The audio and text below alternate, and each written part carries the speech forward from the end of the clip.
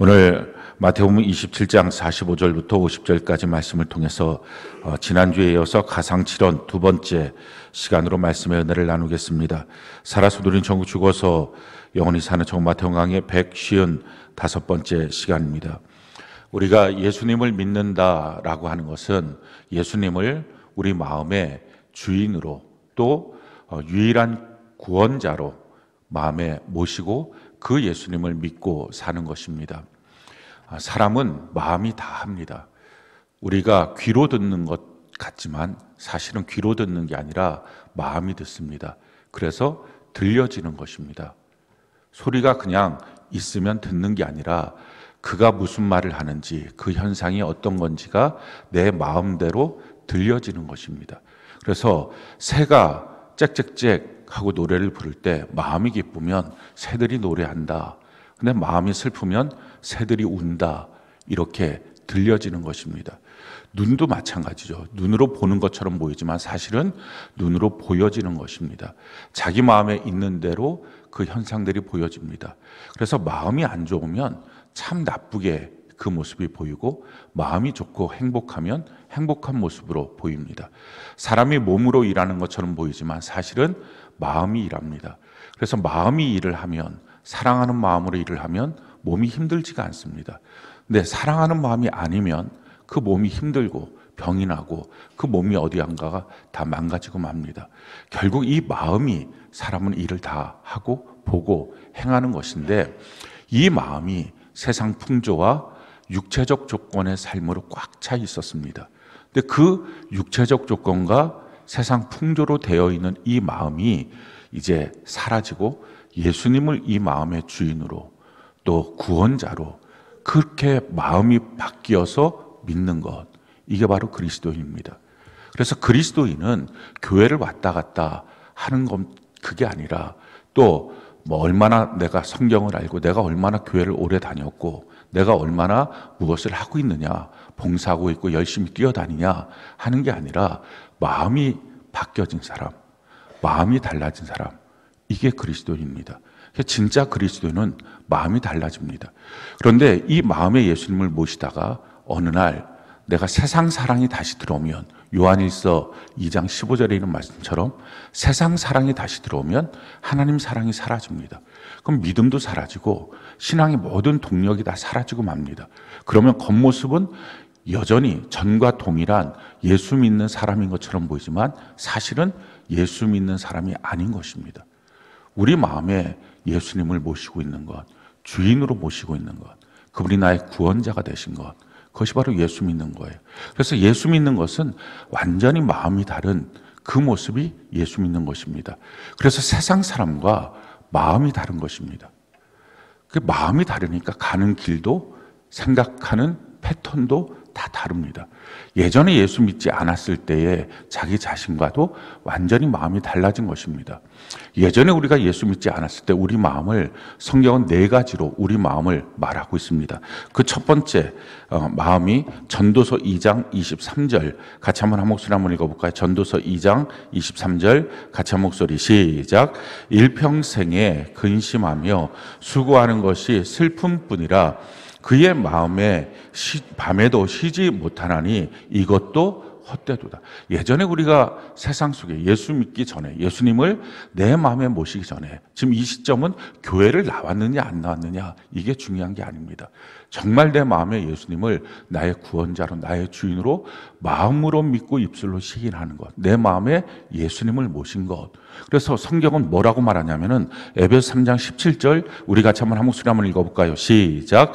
믿음으로 말미암아 그리스도께서 너희 마음에 계시게 하시었고 너희가 사랑 가운데서 뿌리가 박히고 터가 굳어져서 예수님이 계시는 곳이 어디냐? 내 마음에 계십니다. 그래서 우리가 한 사람 한 사람이 하나님의 성전이 됩니다. 예수님을 모시고 있는 것, 이게 바로 우리의 모습입니다. 예수님을 내 마음에 모시니까 그 전에는 어떻게 살았습니까? 쉬지 못하는 마음이었어요. 염려, 걱정, 근심, 무엇을 먹을까? 어떻게 살까? 저 사람 또 나한테 왜 저래? 이런 마음으로 밤에도 쉬지 못하는 것입니다. 그러니까 점점점 사람이 망가져가는 것입니다. 늙어가는 게 아니라 망가져가는 것입니다. 그런 마음으로 살던 우리가 예수님을 이제 마음에 모신 거예요. 그러니까 마음이 달라지죠. 베드로전서 5장 7절 같이 한번 한 목소리 한번 읽어볼까요? 시작. 너희 염려를 다 주께 맡기라. 이는 그가 너희를 돌보심이라.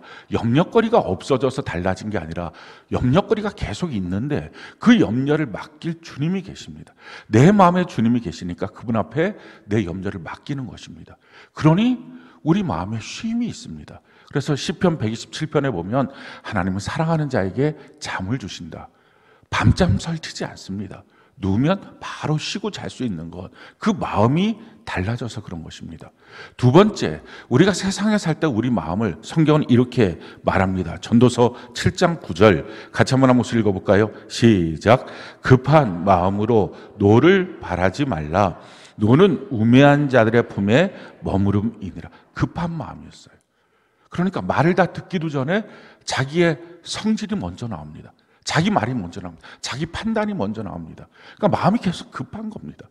그러니까 애들이 뭘 하고 나면 그냥 자기 혼자 지레짐작해서 막 소리 지르고 말하고 행동하고, 부부관계도 그렇게 하고, 만나는 사람 앞에서도 그래서 오해투성이 인생이 되는 것입니다. 그래서 관계가 다 안 좋습니다. 이게 세상에 살 때 우리의 마음의 문제였습니다.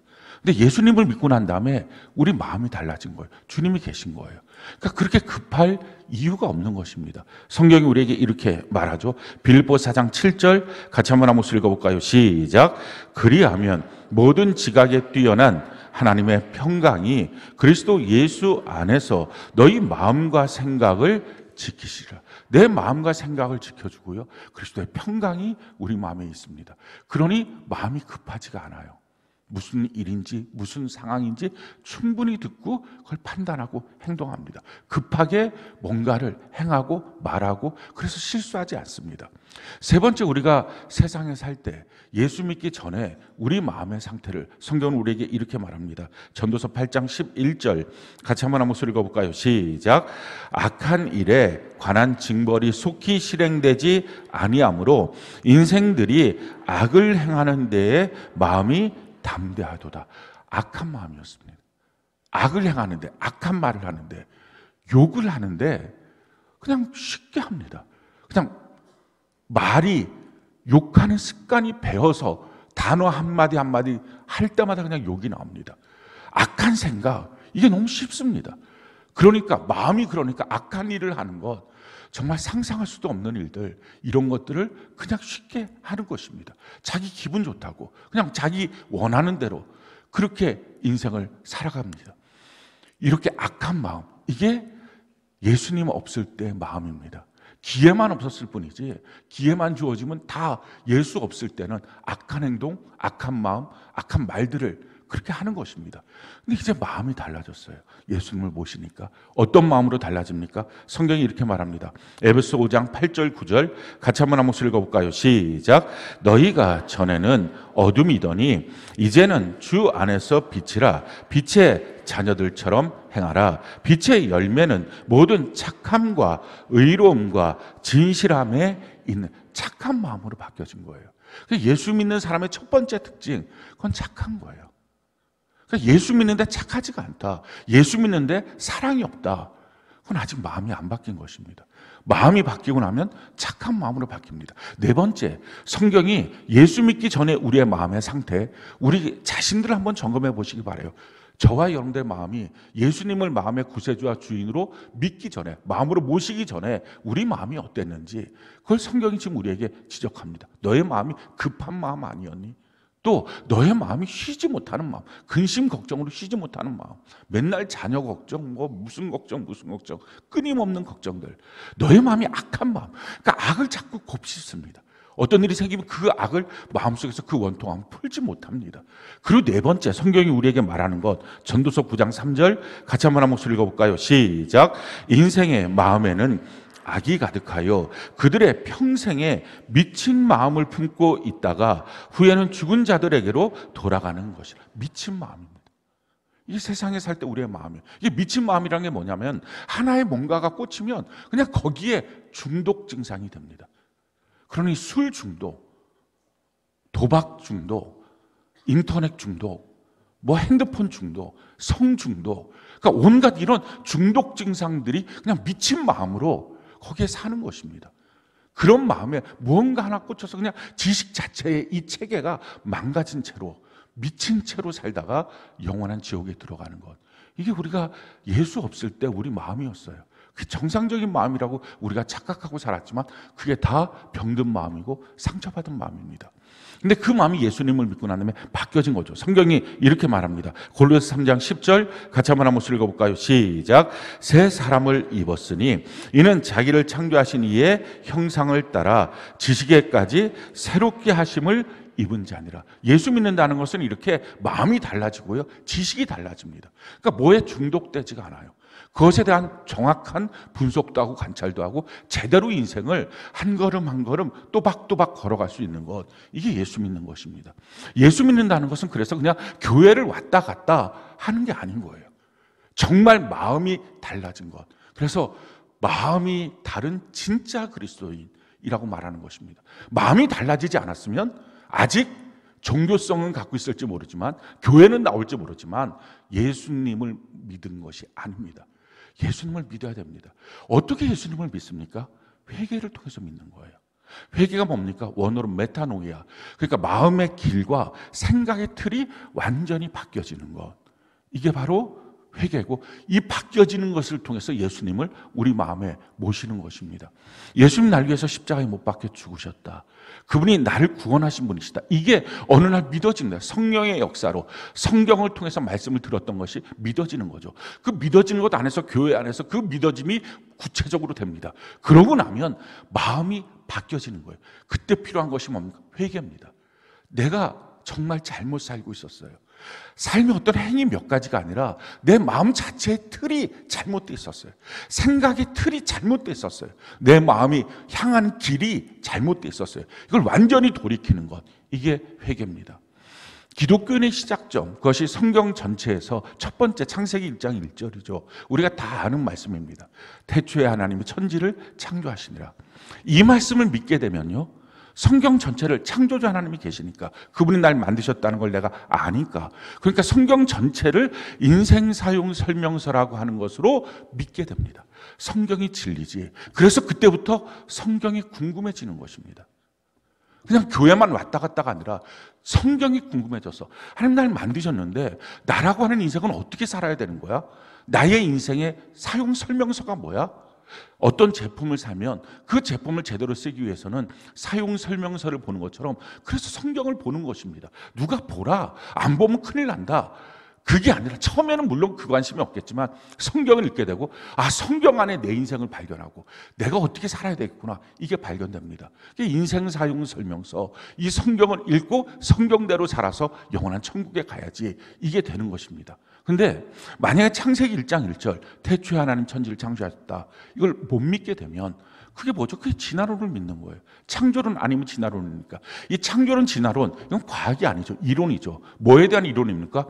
과학적인 설명을 하기 위한 이론이 아니라 나라고 하는 존재가, 그리고 지금 이 우주 만물이 왜 있는지에 대한 철학적 논리, 이게 창조론 아니면 진화론이에요. 그래서 과학이 아니라 론이라고, 이론이 되는 것입니다.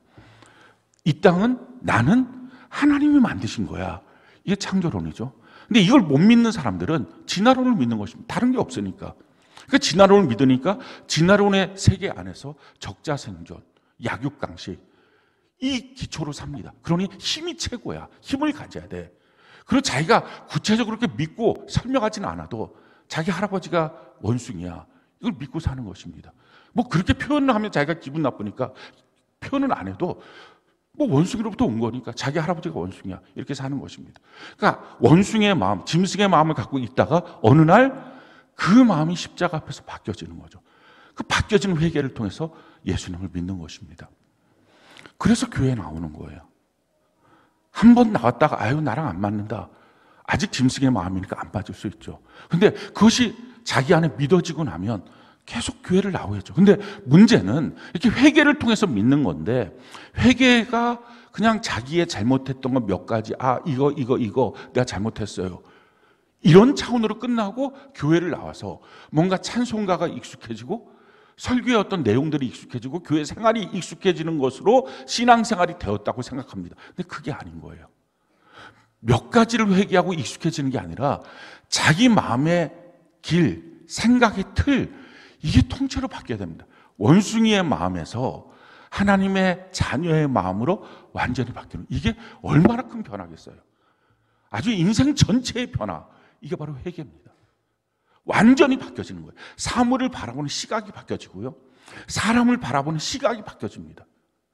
서로의 관계를 맺는 이유가 달라집니다. 완전히 바뀌어지는 거예요. 똑같지가 않습니다.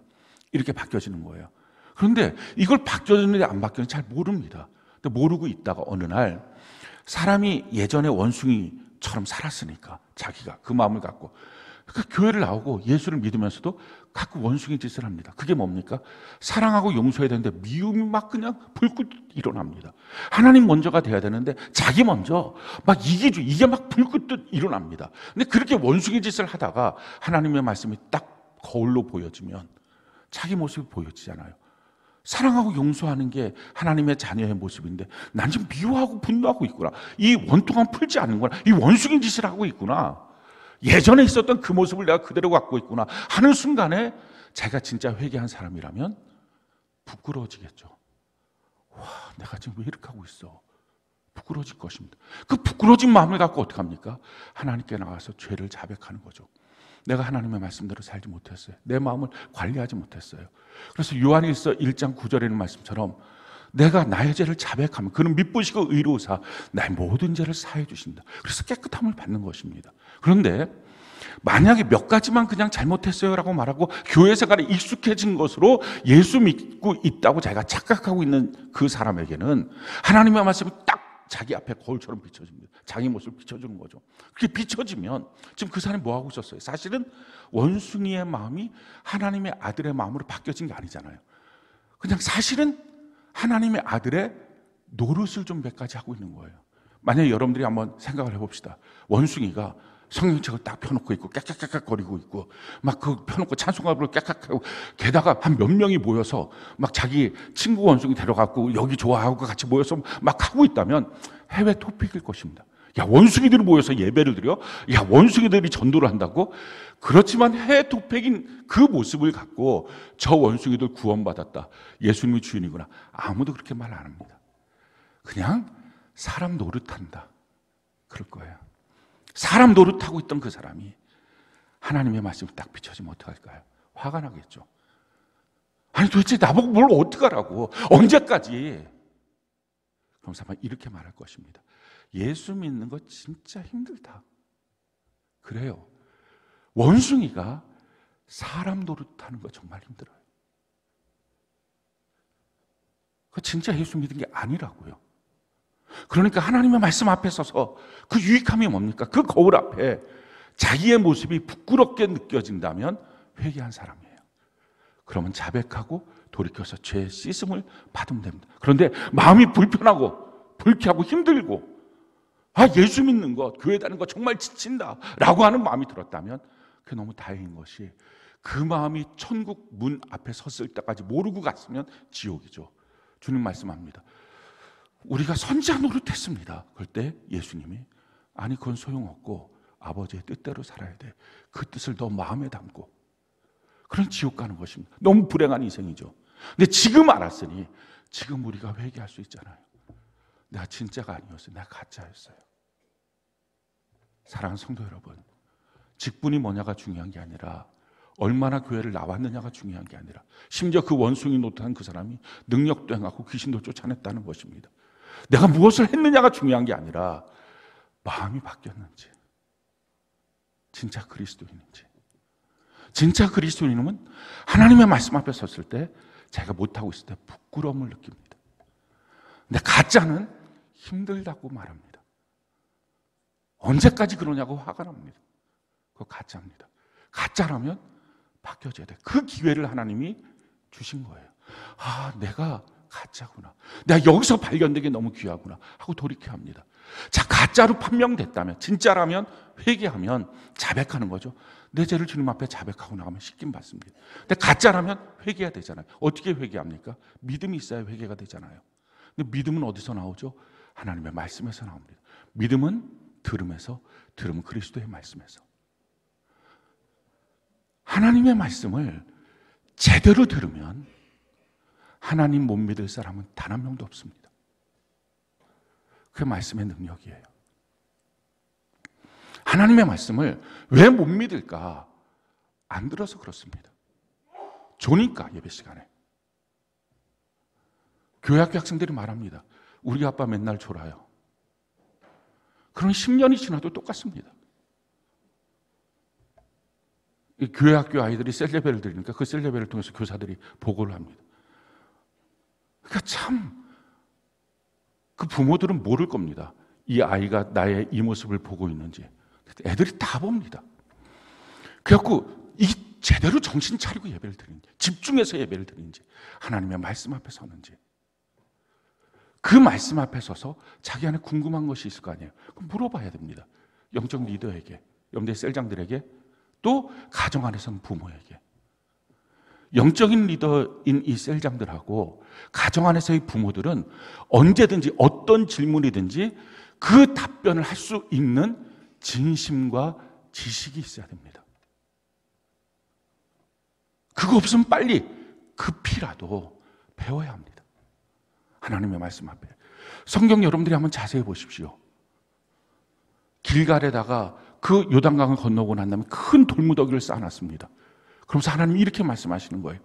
이 돌무더기를 보고 너희 자녀들이 이게 도대체 무엇입니까? 물어보거든 하나님이 요단강을 건너게 하셨다. 이것을 가르쳐주라. 우리에게 나타나는 성경적 여러 사건들, 교회 안에서 있는 여러 가지 일들, 또 자기 인생에 일어나는 많은 일들 가운데 자녀들은 물어볼 것입니다. 세론들은 물어볼 것입니다. 그럼 설명해 줘야 합니다.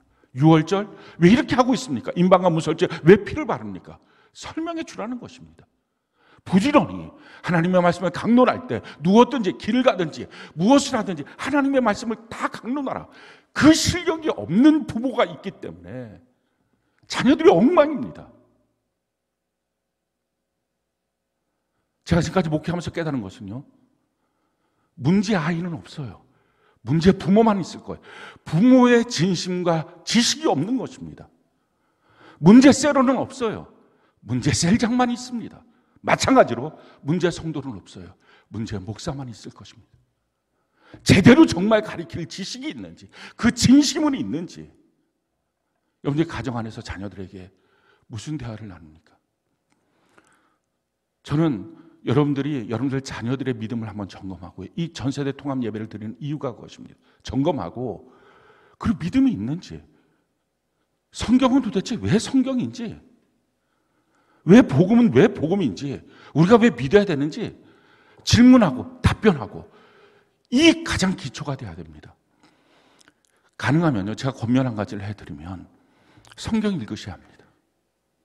성경을 안 읽고 뭘 가르칩니까? 제가 집중적으로 성경을 읽지 않고 뭘 가르칩니까? 우리 교회 매일 성경 통독 큐티, 이거 반드시 하셔야 합니다. 자녀에게 돈 몇 푼 주면 그거 갖고 그 자녀 뭐 하는지 아십니까? 고등학교 졸업하기 전에 교화 중심 상가에서 담배 피우고 있습니다. 여학생 남학생 때로 모여서. 여러 번 봤습니다. 우리 교회 학생들도. 그 학생들이 그냥 학생이 아니라 우리 교회 집사 자녀들이. 참 형편없는 모습들입니다. 부모가 이제 줄 수 없다고 하니까 알바해서 그 돈 갖고 또 술 먹고 담배 핍니다. 정말 언제까지 우리 자녀들을 이렇게 방치할 것입니까? 믿음 없는 채로. 우리 가정 제대로 살리는 일. 마음이 달라지고 나면요, 그게 보이는 거예요. 그게 안타까운 거예요. 천국이 믿어지니까 그게 정말 안타까운 것입니다. 너 천국 가야 되는데 왜 이렇게 하고 있니? 이게 안타까운 것입니다. 제대로 매일 성경 통독 큐티 하시고요. 셀로 모이십시오. 진실한 마음의 교제를 나누십시오. 말씀 안에 뭐 이거 힘들다 저거 언제까지 나는 원숭이야. 근데 지금 사람 척하면서 이렇게 모여 있는 거야. 그 불편한 모습들을 드러내겠습니까? 바뀌어져야 되죠. 진짜 회개해서 가서 복음 증거하고 우리 자녀들 성경을 사랑하는 예수 제대로 세우고 마음이 다른 진짜 그리스도로 바뀌어지는 일들, 우리 그거 해야 합니다. 그래서 함께 천국 가는 우리의 모습이 되기를 바랍니다. 성경 앞에 섰을 때, 그래서 이게 유익한 거예요. 내가 하나님의 말씀대로 살지 못할 때 자백해서 씻김받고, 아니면 회개하고 돌이켜서 천국 가는 백성으로 바뀌어지는 일들. 우리 가상칠언의 말씀을 배웁니다. 십자가 위에서 하신 7마디의 말씀. 이 7마디의 말씀을 통해서 참 하나님 되시고 참 사람 되신 예수님을 통하여 사람이 어떤 마음을 갖고 살아야 되는지, 이걸 우리가 배우게 됩니다. 그 말씀의 거울 앞에 서서 우리가 회개하고 또 우리가 자백함으로 깨끗함을 입고 천국 가는 우리 모두가 되는 은혜가 넘치기를 바랍니다. 오늘 세 번째 주님이 하신 십자가 위에서의 말씀입니다. 우리 요한복음 19장 26절로 27절 같이 한번 한 목소리 한번 읽어볼까요? 시작. 예수께서 자기의 어머니와 사랑하시는 제자가 곁에 서 있는 것을 보시고 자기 어머니께 말씀하시되 여자여 보소서 아들이니이다 하시고 또 그 제자에게 이르시되 보라 내 어머니라 하신대 그때부터 그 제자가 자기 집에 모시니라. 십자가 위에서 그렇게 아마 3시간 정도 십자가에 못 박혀 있으실 때의 상황이었을 것입니다. 그 밑에 어머니 마리아가 있습니다. 그 어머니 마리아, 홀로 계신 그분, 아마 아버지는 일찍 돌아가신 것 같아요. 근데 홀로 계신 그 어머니를 보면서 내가 죽고 나면 이제 이 어머니 어떡할까 하는 마음에 자기 사랑하는 제자 요한에게 어머니를 맡기고 그 어머니를 잘 봉양하라 라고 말해주는 내용입니다. 효도하는 마음이죠. 사람들이 오해하고 있는 것 중에 한 가지는 기독교는 효도하지 않는다, 이런 오해를 갖습니다. 그 이유는 제사를 지내는 것 하지 않기 때문에 그렇습니다. 맞습니다. 기독교는 제사 지내지 않습니다. 이유는 효도하지 않는 게 아니라 제사 지내는 것은 그렇게 귀하고 존경하고 사랑하는 부모님을 귀신 만들어 놓는 것이기 때문에 안 하는 것입니다. 여러분들 제사 지낼 때 자기 부모님, 할아버지, 할머니 그 이름을 쓰고 그 밑에 신위라고 씁니다. 그 신자가 귀신 신자인 것은 아시죠? 자기 부모 귀신 만들어 놓은 것입니다. 그리고 그 앞에 절하는 것입니다. 심지어 뭐 요즘에는 아파트에 대부분 사니까 그 일이 없는데 아주 멍청한 귀신 만들어 놨습니다. 부모를. 제사 지낼 때면 빨랫줄 다 풀릅니다. 그냥 오다가 발 걸려 넘어진다고. 이게 무슨 자기 부모를 뭘 만들어 놓은, 그리고 아주 막 정성껏 뭘 해야 된다고 합니다. 못 먹고 자기도 못 먹으면서 제사만큼은 왜? 그렇게 안 하면 해코지 한다고. 아니 살아생전에 우리 부모님이 우리한테 그렇게 해코지 하신 분입니까?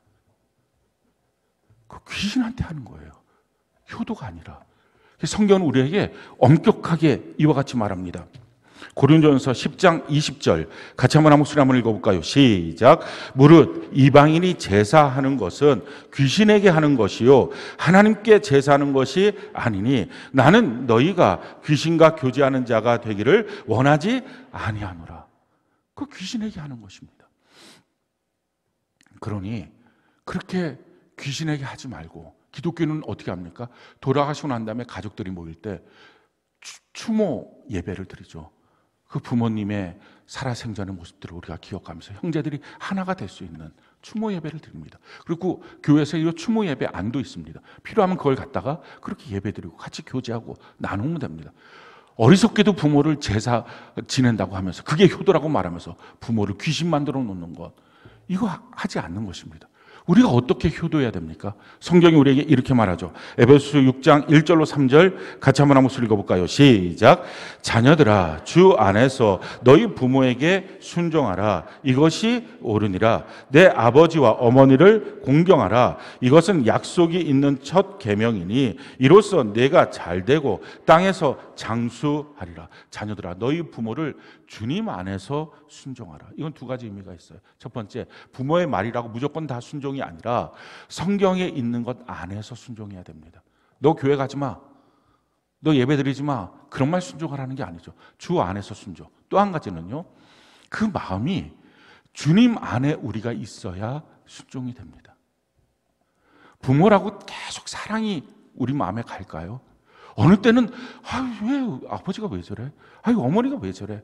거기까지는 그래도 괜찮은데 장인어른 왜 그래? 장모님 왜 그래? 시아버지 왜 그래? 시어머니 왜 그래? 라면서 속상할 수 있습니다. 주 안에 내 마음이 있지 않으면 효도 안 됩니다. 그까지 순종이 안 되죠. 주님 안에서 순종해야 된다 하는 것입니다. 그리고 부모를 공경하라.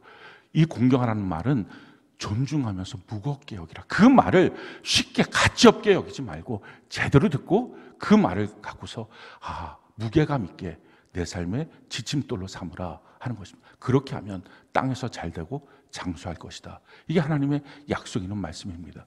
성경이 우리에게 이와 같이 말씀합니다. 디모데후서 3장 2절 같이 한번 읽어볼까요? 시작. 사람들이 자기를 사랑하며 돈을 사랑하며 자랑하며 교만하며 비방하며 부모를 거역하며 감사하지 아니하며 거룩하지 아니하며. 우리가 세상 살 때 우리 안에 있던 죄악의 마음들, 그 마음들은 뭡니까? 자기 사랑하고 돈 사랑밖에 없습니다. 그러니까 그래갖고 자랑하고 교만하고 비방하고 부모가 나한테 해준 게 뭐 있냐? 거역하고 그렇게 자기 인생을 사는 거예요. 감사하지도 않고 거룩하지도 않고. 근데 이제 하나님이 우리 안에 계시면서 하나님의 말씀으로 이렇게 살라고 바뀌었어요. 디모데전서 5장 8절 같이 한번 읽어볼까요? 시작. 누구든지 자기 친족 특히 자기 가족을 돌보지 아니하면 믿음을 배반한 자요 불신자보다 더 악한 자니라.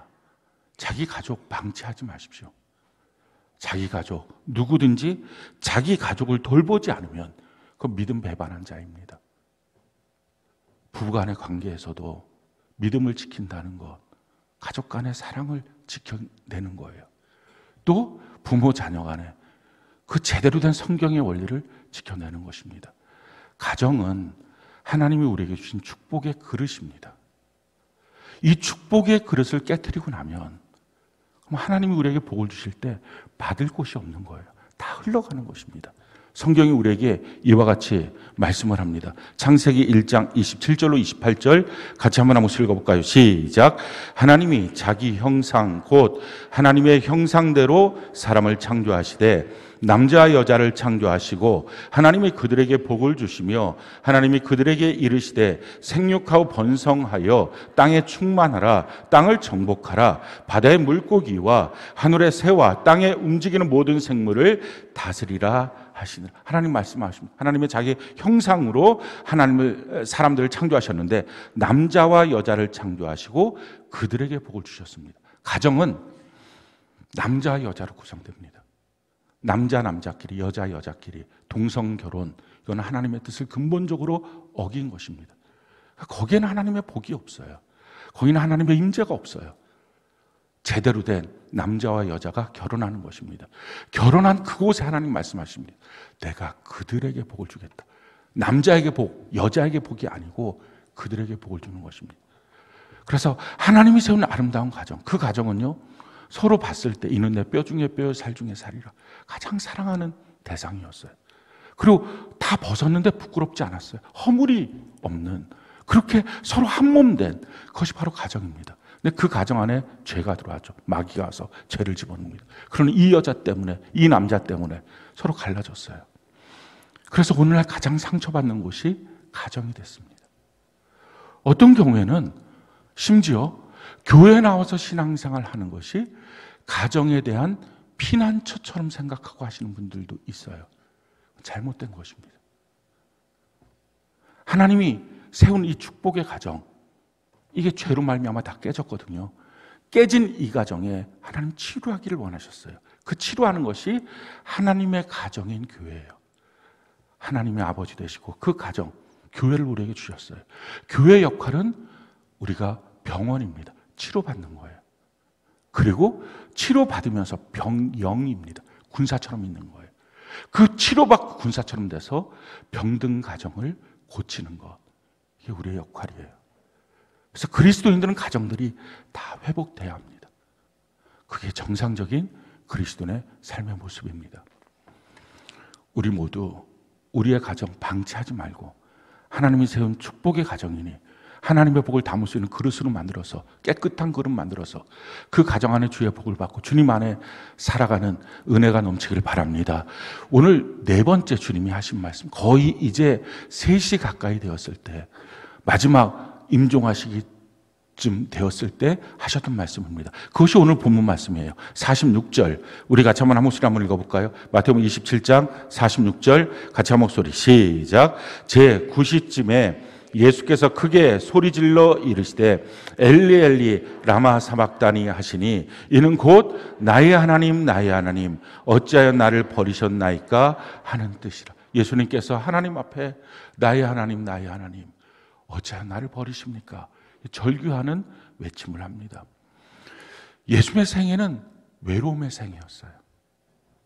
어떻게 보면 당연할 수 있습니다. 하나님이신 그분이 이 땅에 와서 인간으로 살아간다는 것이 다른 사람이 예수님을 이해하지 못했을 것입니다. 그러니까 어렸을 때서부터 주변의 친족들이 예수님을 보면서 이렇게 말했어요. 마가복음 3장 21절 같이 한번 읽어볼까요? 시작. 예수의 친족들이 듣고 그를 붙들러 나오니 이는 그가 미쳤다 하며 미친 사람이다. 주변 친족들이 그렇게 봤어요. 주님을 따라 다녔던 제자들도 다 떠나갑니다. 성경이 이렇게 말해요. 요한복음 16장 32절 같이 한번 읽어볼까요? 시작. 보라 너희가 다 각각 제 곳으로 흩어지고 나를 혼자 둘 때가 오나니 벌써 왔도다. 십자가 지시기 전에 다 제자들이 떠나갔습니다. 예수님 생은 참 외로운 생이에요. 가족 가운데서 자기 동생들조차 자기를 인정하지 않았어요. 친척들은 자기를 미쳤다고 자기를 잡으러 다녔어요. 제자들도 마침내 다 떠나갑니다. 그리고 십자가 위에서 가장 결정적인 이 클라이맥스, 외로움의 클라이맥스, 성부 하나님이 예수님을 외면하십니다. 그러니까 외치는 거예요. 나의 하나님 나의 하나님 어찌하여 나를 버리십니까? 한 번도 삼위일체 하나님이신 그분이 성부 하나님과 분리된 적이 없는데 지금 그 분리의 감정을 느낍니다. 너무 외로움에 몸부림치고 있는 모습입니다. 왜 이렇게 했습니까? 지금 이 예수님은 사랑하는 아들의 모습이 아니라 세상의 모든 죄를 짊어지고 있는 아주 죄 덩어리입니다. 근데 하나님은 그 죄를 볼 수가 없는 거예요. 하나님의 심성이 거룩하시기 때문에. 성경이 우리에게 이렇게 말하죠. 하박국 1장 13절 같이 한번 읽어볼까요? 시작. 주께서는 눈이 정결하심으로 악을 참아보지 못하시며 패역을 참아보지 못하시고 그 죄가 있는 것을 주님은 보지 못합니다. 그러니 외면하시는 그 순간에 하나님 아버지 삼일체 하나님이 외면하시는 그 순간에 성자 예수님의 이 고통, 외로움의 고통 지금 부르짖는 것입니다. 나의 하나님 나의 하나님 어찌하여 나를 버리십니까? 근데 지금 이렇게 된 이유는요, 예수님이 선택하신 거였어요. 하나님의 뜻을 이루기 위해서, 사람들 구원하시는 하나님의 뜻을 이루기 위해서 이 외로움의 길 주님이 선택하셨습니다. 성경은 우리에게 이렇게 말합니다. 고린도후서 5장 21절, 고린도후서 5장 21절 같이 한번 목소리 한번 읽어볼까요? 시작. 하나님이 죄를 알지도 못하신 이를 우리를 대신하여 죄로 삼으신 것은 우리로 하여금 그 안에서 하나님의 의가 되게 하려 하십니다. 우리의 모든 죄를 짊어지시고 죄를 알지도 못한 그분이 죄를 짊어지시고 그래서 죽으심으로 우리를 하나님의 의가 되게 하시기 위해서 선택하신 길입니다. 우리도 마찬가지예요. 우리가 예수님을 믿게 되면, 그리고 제대로 예수님을 믿게 되면 외로움을 느끼며 살게 됩니다. 성경은 우리에게 이렇게 말합니다. 디모데후서 3장 12절 같이 한번 읽어볼까요? 시작. 무릇 그리스도 예수 안에서 경건하게 살고자 하는 자는 박해를 받으리라. 무릇 그리스도 예수 안에서 경건하게 제대로 하나님을 닮아가면서 살고자 하면 박해를 받습니다. 왜 박해를 받습니까? 성경에 그 이유를 이렇게 말해요. 고린도전서 2장 14절 같이 한번 읽어볼까요? 시작. 육에 속한 사람은 하나님의 성령의 일들을 받지 아니하나니 이는 그것들이 그에게는 어리석게 보임이요 또 그는 그것들을 알 수도 없나니 그러한 일은 영적으로 분별되기 때문이라.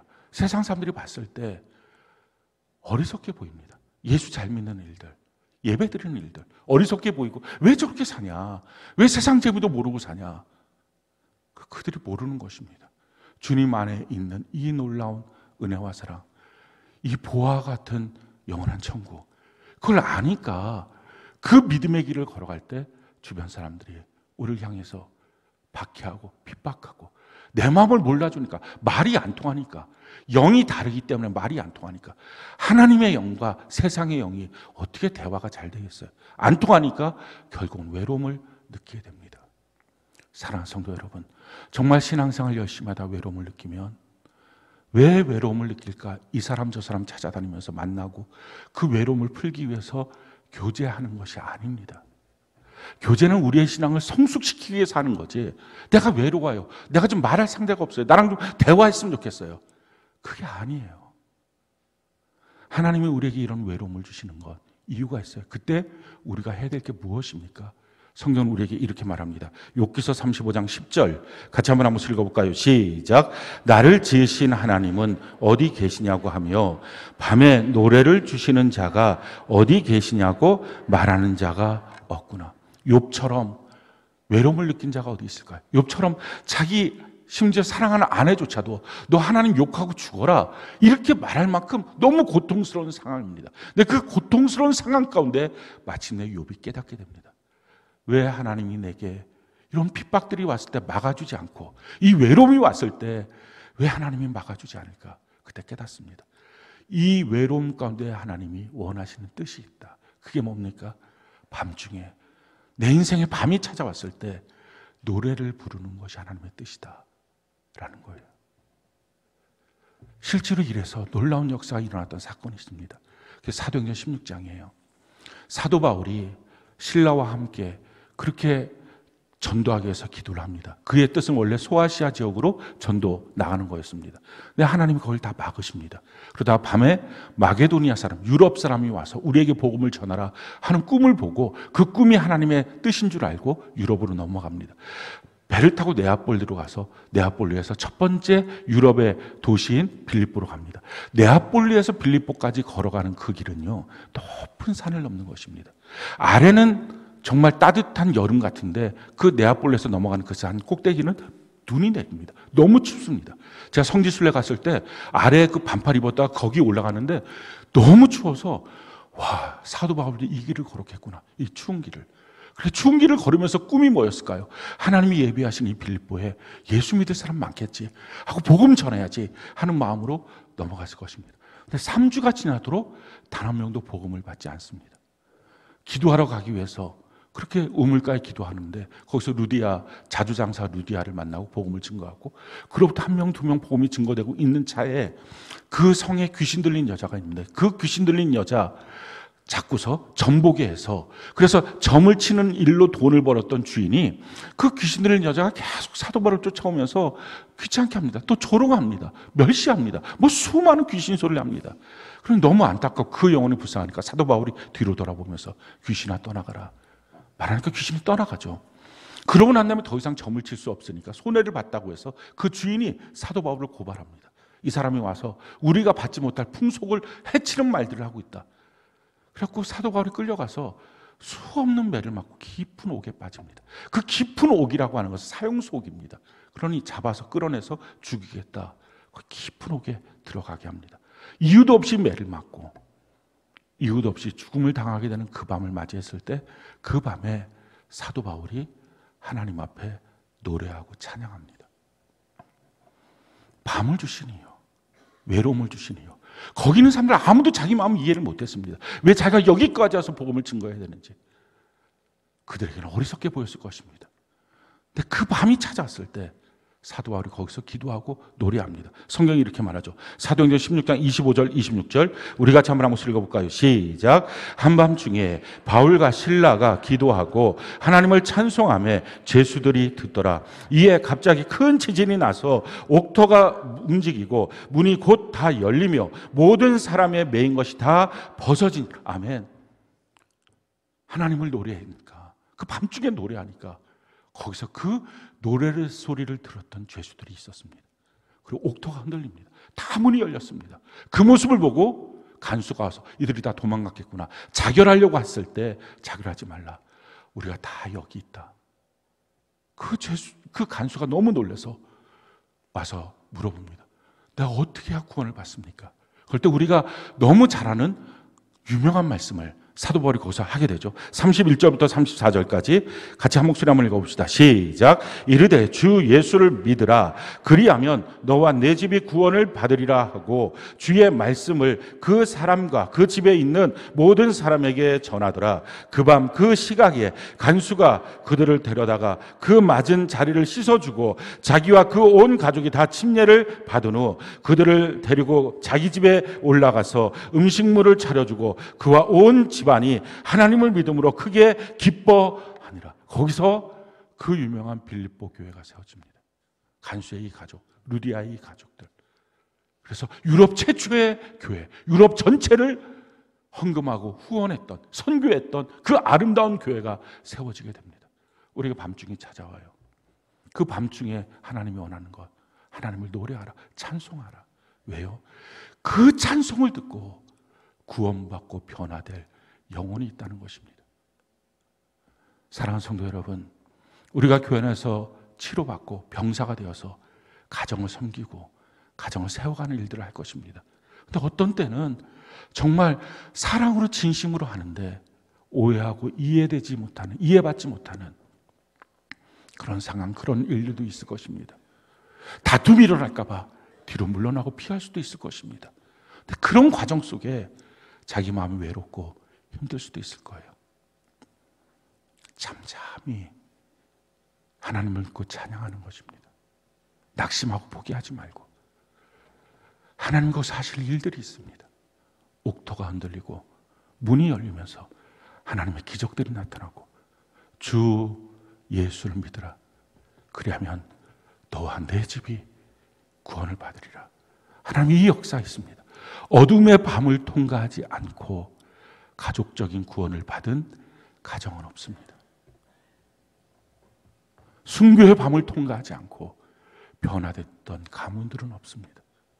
그렇게 우리가 우리의 가문을 바꾸고 우리의 삶을 바꾸고 우리 주변을 바꾸는 하나님이 우리를 세우신 모습대로 그렇게 살아가는 우리 모두가 되기를 예수님 이름으로 축원합니다.